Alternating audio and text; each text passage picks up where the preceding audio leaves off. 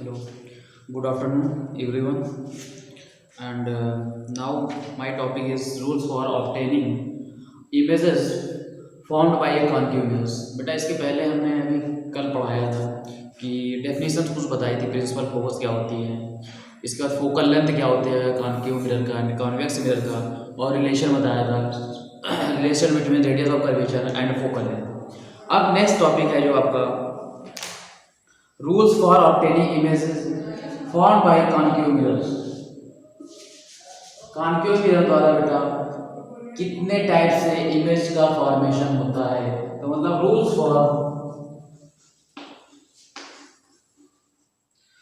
For obtaining images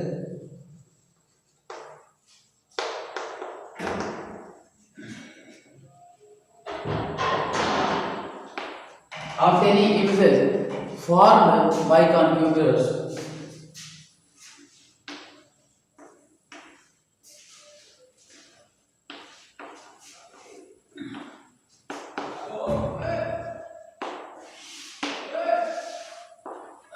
देखो बेटा, जो कॉन्केव मिरर होता है उसके द्वारा 6 टाइप से इमेज का फॉर्मेशन होता है, ठीक है ना। अगर यहाँ ऑब्जेक्ट की पोजीशन चेंज कर दी जाए तो इमेज की जो फॉर्मेशन ऑफ इमेज होता है उसकी भी पोजीशन चेंज हो जाती है, ठीक है ना। तो यहाँ सबसे पहले जैसा पढ़ा चुके हैं आपको rules for obtaining images formed by concave mirrors. Next आता है formation of different types of images bye concave mirror. ये टॉपिक आपको पढ़ा चुका हूँ, रूल्स जो 4 रूल बताए थे बेटा,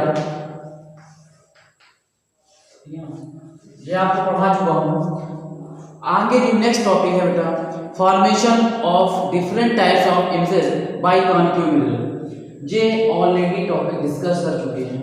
जो नया टॉपिक है बेटा वो है formation of different type of images bye concave mirror. Image formation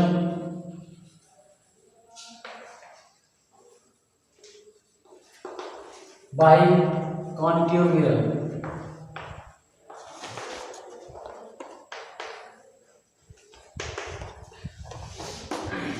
देखो बेटा इसमें क्या होता है, फर्स्ट अगर पोजीशन ऑफ ऑब्जेक्ट चेंज कर दिया जाए तो पोजीशन ऑफ इमेज की कंडीशन वो भी चेंज हो जाती है, और उसका नेचर जो होता है ये formation of image will be also change. So the first condition is when image formed by a concave mirror when the object is placed between pole and focus. क्या होता है बेटा कि अगर कोई कॉन्केव मिरर है, this is the principal excellent in the pole. अब यहां से कर दिया जाए focus and centre of curvature. अब क्या होता है कि अगर कोई ऑब्जेक्ट जो कि पोल और फोकस के बीच रखा हुआ है, अगर कोई कॉन्केव मिरर है और कोई ऑब्जेक्ट फोकस और पोल के बीच में रखा हो, तो बेटा क्या होता है कि उसका इमेज फॉर्मेशन कहाँ होता है, उसका इमेज फॉर्मेशन बेटा वर्चुअल इमेज का फॉर्मेशन होगा। ऑब्जेक्ट से चलने वाली raise after reflection by mirror is pass through the focus. बेटा फोकस से होके जाएंगे, ठीक है ना। इसके बाद ऑब्जेक्ट से चलने वाली दूसरी रे after reflection by the mirror is back and pass through the center of curvature। बेटा अगर कोई लाइन जो कि ऑब्जेक्ट से जा रही है after reflection by the mirror is pass through the focus, मतलब फोकस से होके जाएगी, और एक रे जो दूसरी रे है अगर सेंटर ऑफ कर्वेचर से जा रही है, ऑब्जेक्ट से चलने वाली रे अगर सेंटर ऑफ कर्वेचर से जा रही है तो उस आफ्टर बाय द रिफ्लेक्शन उसी वे से वापस हो जाएगी, ठीक है ना। ये बेटा जा रही है और ये वापस हो जा रही है। अब क्या है, इसको अगर पीछे साइड में लाया जाए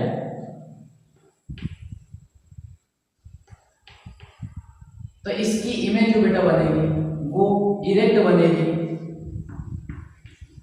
अगर ऑब्जेक्ट ले लिया ओ डैश, ठीक है ना, जे आई आई डैश, इरेक्ट बनेगी नेचर, इसके बाद इनलॉज बनेगी and virtual. This is the nature of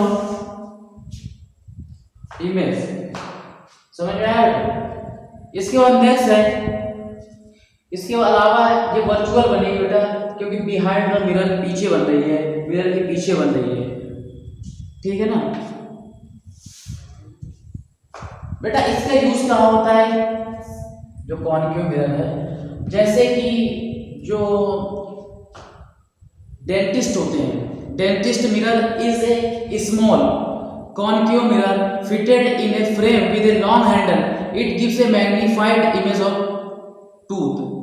जो डेंटिस्ट होते हैं वो इस टाइप का मिरर यूज करते हैं कॉन्केव में, कि अगर ऑब्जेक्ट अगर फोकस एंड पोल के बीच में रखी हो तो उसका जो इमेज का फॉर्मेशन होगा वो according to in the comparison of जो ऑब्जेक्ट है उससे लॉज बनेगी जाके और इरेक्ट बनेगी एंड वर्चुअल का फॉर्मेशन करती है, ठीक है ना। इसके बाद इसका यूज, इस टाइप के मिरर का यूज बेटा मेकअप में भी किया जाता है, जो वुमेन्स होती हैं वो मेकअप में भी यूज करते हैं। इसके बाद इसका शेविंग में किया जाता है, दाढ़ी बनाने में भी इस टाइप का मिरर यूज किया जाता है, जिससे कि जो चेहरा होता है वो बड़ा दिखाई दे, ठीक है ना।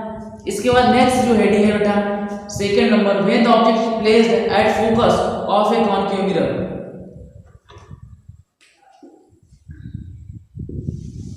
अब अगर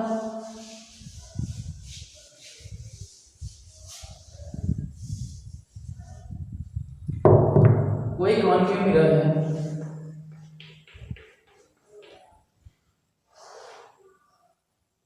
उसके फोकस पे रख दिया जाए, उसके फोकस में कोई भी ऑब्जेक्ट रख दिया जाए बेटा। अभी हमने बताया था कि अगर फोकस से कोई भी रे जाती है तो आफ्टर रिफ्लेक्शन क्या हो जाता है, वो प्रिंसिपल एक्सिस के पैरेलल हो जाती है, ठीक है ना। या प्रिंसिपल एक्सिस की पैरेलल चलने वाली कोई भी raise after reflection by the mirror is pass through by the focus, मतलब कि जब प्रिंसिपल एक्सिस के पैरेलल जाती है वो रिफ्लेक्शन के बाद मिरर के वो पैर जो फोकस से होके आती है, ठीक है ना। तो यहां से क्या हो जाएगा, अगर फोकस में कोई ऑब्जेक्ट रखा है, मान लो ओ डैश ये रखा हुआ है कोई ऑब्जेक्ट, इसके बाद इससे ऑब्जेक्ट से चलने वाली रेज, पैरेलल चलने वाली रेज फोकस हो जाएगी, ठीक है ना। एंड जो दूसरी रे है बेटा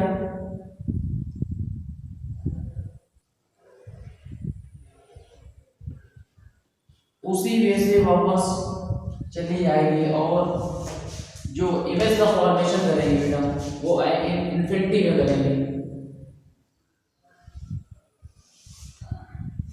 ठीक है ना। इमेज बनेगा एट इन्फिनिटी,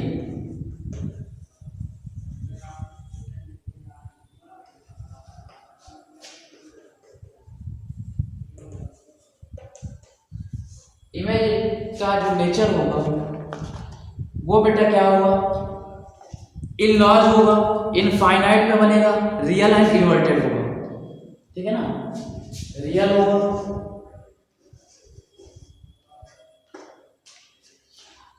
इन्वर्टेड है,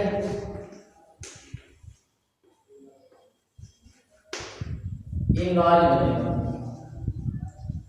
this is the nature of image, ठीक है ना, एंड इन्फिनिटी।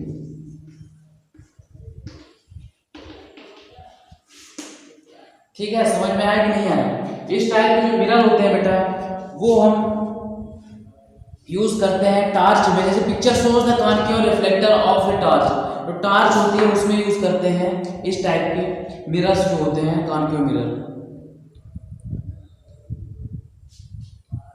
इसके बाद नेक्स्ट हेडिंग आती है when the object is placed between focus and centre of curvature.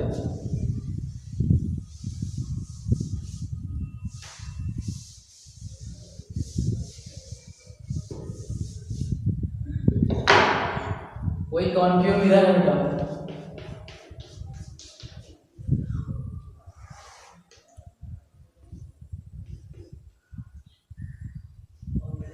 अब कहां पे रख दिया है, ऑब्जेक्ट रख दिया है focus and centre of curvature के बीच में रखी हो ओ डैश, तो पैरेलल चलने वाली रेज, प्रिंसिपल एक्सिस की पैरेलल चलने वाली रेज बेटा कहां से होके जाएंगी, फोकस से होके जाएंगी, ठीक है ना, ठीक है ना। और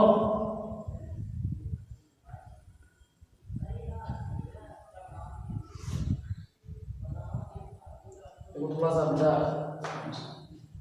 ज्यादा डिस्टेंस ले लिया इसलिए वह सही नहीं बन पा रहा है।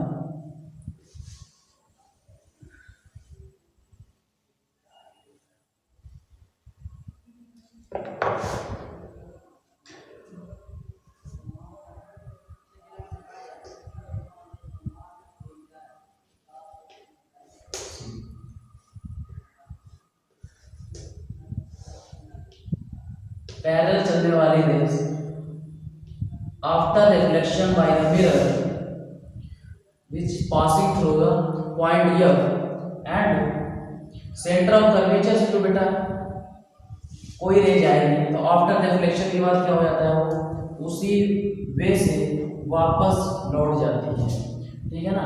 अब इसकी जो इमेज का फॉर्मेशन होगा वो बेटा यहाँ पे दोनों रेज कट कर रही हैं, ये कट कर रही है, तो इस पॉइंट पे तुम्हारा आई डैश का फॉर्मेशन होगा। अब नेचर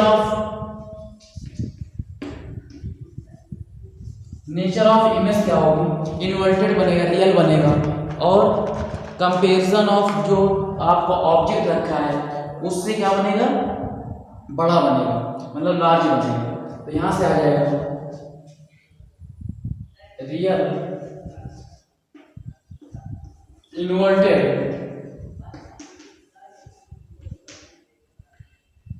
इसके बाद इन लार्ज लिया, लार्जर देन ऑब्जेक्ट, ये भी लिख सकते हो larger than object,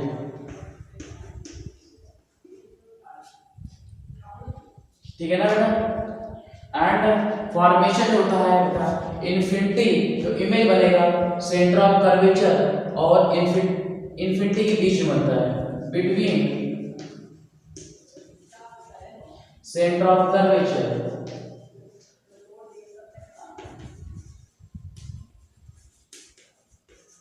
and infinity,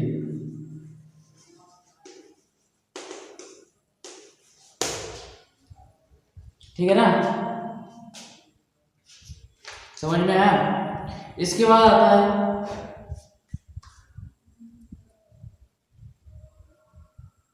इसके बाद when the object is placed at the centre of curvature of concave mirror. अब बेटा इसके बाद अगर कोई भी ऑब्जेक्ट सेंटर ऑफ कर्वेचर पे रख दिया जाए, सेंटर ऑफ कर्वेचर पे रख दिया जाए तो उसका इमेज फॉर्मेशन कहाँ पे होगा, ठीक है।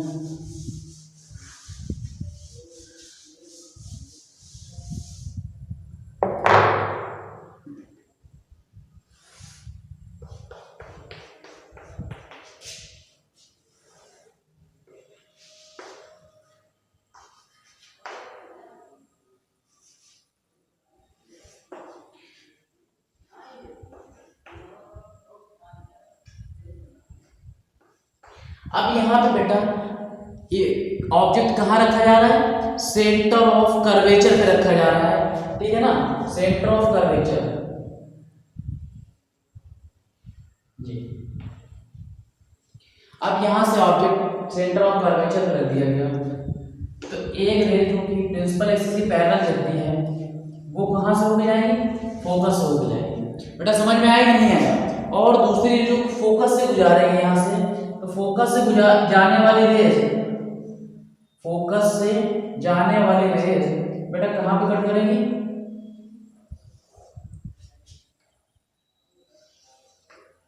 फोकस से जाने वाली रेज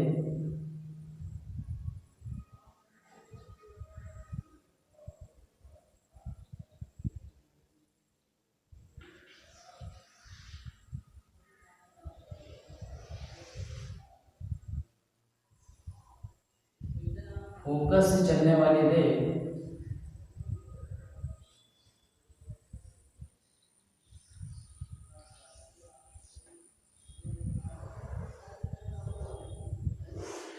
प्रिंसिपल एक्सिस के पैरेलल हो जाती है, ठीक है ना। ये तुम्हारा इसी के जस्ट अपोजिट बनेगा, जाके इमेज का फॉर्मेशन करेगा। ओ डैश है तो ये बन जाएगा आई डैश। जो जितना ऑब्जेक्ट का साइज है वही इमेज की भी साइज होगी, मतलब कि रियल जो नेचर होगा वो रियल होगा, इन्वर्टेड होगा, सेम ऑब्जेक्ट साइड।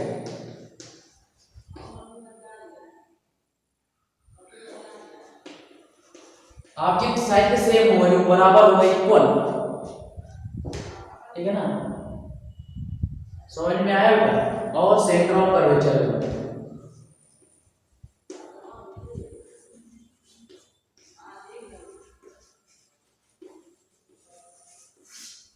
समझ में आया कि नहीं है। अगर कोई भी ऑब्जेक्ट जो कि सेंटर ऑफ कर्वेचर पे रखा हुआ है, वो बेटा उससे चलने वाली रेस या पैरेलल चलने वाली प्रिंसिपल एक्सिस की पैरेलल चलने वाली रेस फोकस से होकर जाती है रेस, और दूसरी जो फोकस से जा रही है बेटा आफ्टर रिफ्लेक्शन के बाद वो प्रिंसिपल एक्सिस की पैरेलल हो जाएगी, ठीक है ना। इसके बाद नेक्स्ट जो आएगा वो आता है when the object is beyond the centre of curvature of concave mirror, मतलब सेंटर ऑफ कर्वेचर और इन्फिनिटी के बीच रख दिया जाए। कहाँ बेटा, सेंटर ऑफ कर्वेचर और इन्फिनिटी के बीच रख दिया जाए, तो उसकी इमेज फॉर्मेशन कहाँ पर होती है। उसकी इमेज फॉर्मेशन जो होगा बेटा वो अभी देखो सेंटर ऑफ कर्वेचर में रखा तो सेंटर ऑफ कर्वेचर में बना था। अब beyond the centre of curvature रखोगे, मतलब infinity and centre of curvature के बीच रखोगे, तो उसकी इमेज बनेगी focus and centre of curvature के बीच बनेगी।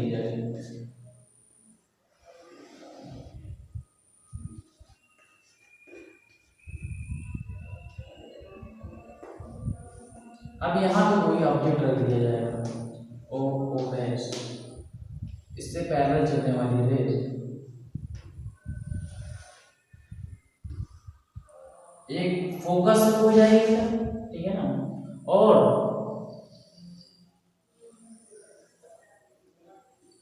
आप देखो यहाँ पे अगर सेंटर ऑफ कर्वेचर से कोई रे जा रही है तो बेटा उसी वे से वापस हो जाएगी, मतलब आफ्टर रिफ्लेक्शन के बाद, after reflection by the mirror ये उसी वे से वापस हो जाएगी। तो जहां पे ये कट कर रही है उसका इमेज फॉर्मेशन हो जाएगा, मतलब कि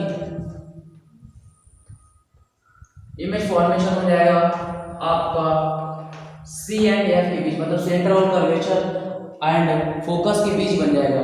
इसलिए वो इन्वर्टेड बनेगा, रियल बनेगा, बट स्मॉलर देन ऑब्जेक्ट। जो इमेज का फॉर्मेशन होगा बेटा, जो साइज होगी वो ऑब्जेक्ट से कम छोटी होगी, तो यहां से हो जाएगा इन्वर्टेड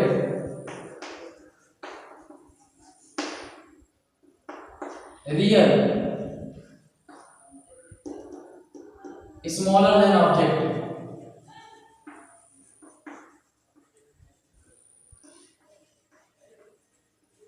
एंड फॉर्मेशन कहां पे हो रहा है, जो इमेज बन रही है, इमेज फॉर्मेशन ऑफ इमेज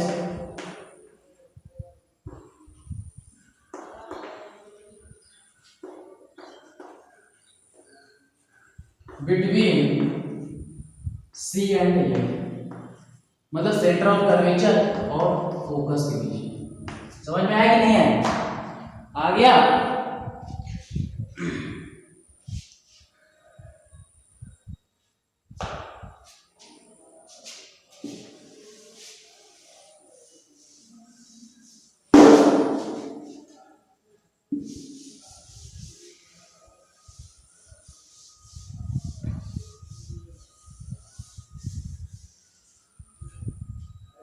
अब क्या है बेटा, एक केस जो छठवां लास्ट केस है, अगर कोई भी ऑब्जेक्ट इन्फिनिटी में रख दिया जाए, कहां पे, इन्फिनिटी पे, तो उसका इमेज बनेगा बेटा फोकस पे। कहां पे, फोकस पे।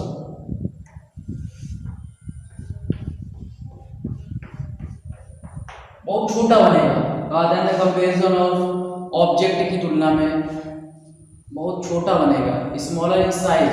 Then the comparison of object. तो यहाँ से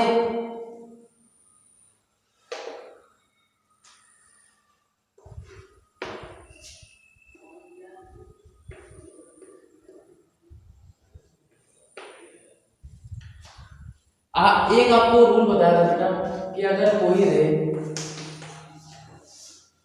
पोल पे गिरेगी, रे ऑफ लाइट पोल पे गिरेगी तो जो इंसिडेंस एंगल होता है वो रिफ्लेक्टेड एंगल की इक्वल होता है, मगर θ1 इज इक्वल टू θ2 होता है बेटा।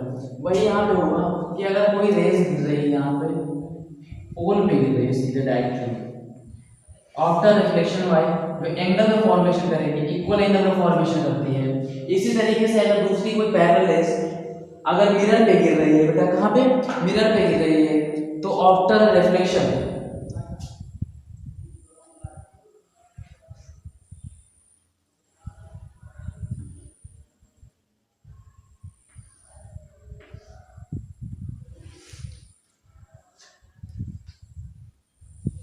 देखो बेटा यहाँ पे फोकस पे फॉर्मेशन कर रही है, या दूसरे तरीके से भी लगा इसको कर सकते हो कि अगर कोई रे कॉन्केव मिरर है बेटा, स्मॉलर साइज के पॉइंट वाइज में फॉर्मेशन, अगर कोई रे जो है वो इन्फिनिटी से आ रही है,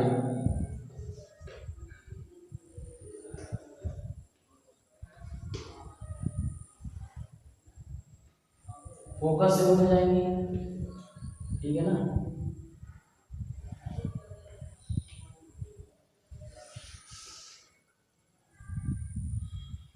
या अब देखो प्रिंसिपल इससे पैरेलल चलने वाली रेज बेटा फोकस से होके जाती है, तो यहां से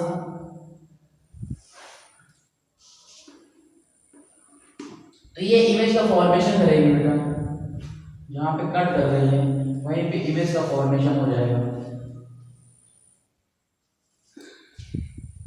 ये दो फिगर बन जाएंगे बेटा,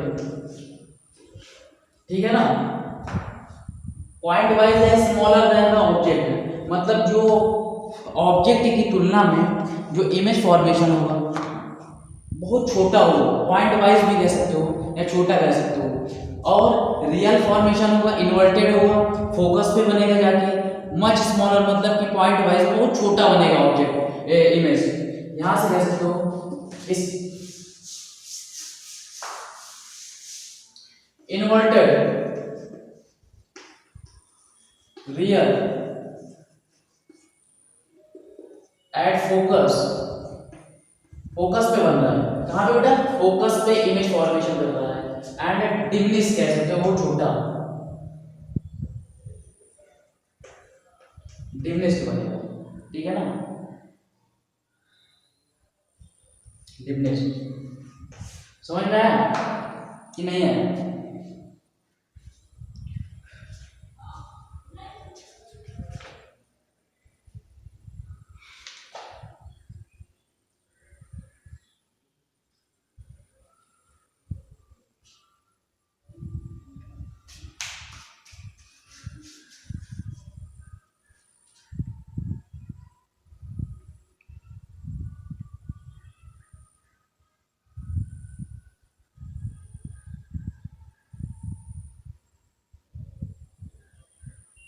इसके बाद आएगा बेटा uses of concave mirrors. Uses क्या होते हैं, कॉन्केव मिरर के यूजेस कौन कौन से होते हैं।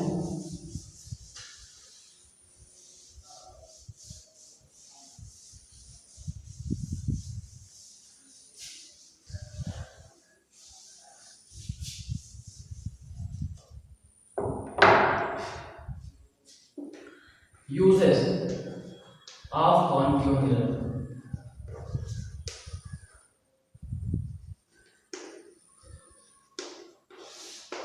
बेटा कॉन्केव मिरर के यूज कौन कौन से होते हैं मैं बता दे रहा हूं। कॉन्केव मिरर अभी बहुत सारे यूजेस बताए हमने, तो कॉन्केव मिरर यूज ऐसे मेकअप मिरर्स के रूप में करते हैं। Concave mirror used by dentist to see the larger image of teeth of patient, and concave mirror are used as reflectors in torch. ये सब यूजेस बता चुका हूँ बेटा, टार्च यूज करते हैं, डेंटिस्ट यूज करता है कि जो उसके टूथ की इमेज जो होती है बेटा वो बड़ा देखने के लिए। इसके बाद इसका यूज करते हैं कि फेस चेहरा देखने के लिए, या मेकअप मिरर्स के रूप में करते हैं इसका यूज, ठीक है ना। इसके बाद टार्च में यूज करते हैं, लैंप में यूज करते हैं, ठीक है ना। These are the uses of concave mirror, ठीक है ना। एक क्वेश्चन है बेटा, ठीक है ना। इसमें कहा गया है जो रेडियस ऑफ कर्वेचर और फोकल लेंथ से रिलेटेड फार्मूला बताया है, उससे रिलेटेड एक क्वेश्चन है कि एक concave mirror has a focal length 10 centimetre, where should an object be placed in front of the concave mirror so as the obtained an image which is real inverted and same size as the object. कह रहा है बेटा focal length दे रखी है, ठीक है ना, फोकल लेंथ दे रखी है इसमें। तो ये क्वेश्चन करना, ये क्वेश्चन सॉल्व करना बेटा कि एक concave mirror has a focal length of 10 centimetre, focal length दे रखी है स्मॉल या फिर इक्वल टू 10 सेंटीमीटर दे रखी है, ठीक है ना। And where should the object be placed in front of this concave mirror so as a obtained image which is real inverted and same size as the object. कह रहा है जो image का फॉर्मेशन हो वो सेम साइज में बने, उसकी प्रॉपर्टीज दे रखी है, इन्वर्टेड बन रही है और रियल बन रही है। देखो बेटा सेम साइज में एक ही कंडीशन होती है, जब क्या होता है सेंटर ऑफ कर्वेचर पे रखी हो क्या ऑब्जेक्ट कहां पे रखा हो सेंटर ऑफ कर्वेचर पे। तो बेटा अगर यहां सेंटर ऑफ कर्वेचर पे अगर ऑब्जेक्ट रखा है तब इमेज का फॉर्मेशन कहाँ होता है सेंटर ऑफ कर्वेचर पे, और इन्वर्टेड बनती है, रियल बनती है एंड सेम साइज में बनता है। तो यहां से यह जो कॉनकेव मिरर होता है वो F जो C है, मतलब C को R भी कह सकते हो, तो R is equal to 2F होता ही नहीं होता बेटा। तो यहां से वैल्यू निकाल सकते हो, मतलब क्या निकालना है यहां से where should an object be placed, object कहां प्लेस कर दिया जाए, तो object is equal to place कर दिया जाएगा 10 × 2 इज इक्वल टू आ जाएगा, मतलब कि यहां पे रेडियस ऑफ कर्वेचर या C पे रख दिया जाए तो उसका क्या हो जाएगा इमेज फॉर्मेशन ये बन जाएगी, मतलब 20 सेंटीमीटर, ठीक है ना। नहीं समझ पाए, आ गया समझ में कितना मिनट देख लो, ठीक है ना बेटा। तो इतना आज के लिए काफी है, और अगला जो टॉपिक है वो बेटा नेक्स्ट टर्म में sign convention for spherical mirror, जो कि नेक्स्ट टॉपिक है और नेक्स्ट क्लास में उसको डिस्कस करेंगे। तो थैंक यू।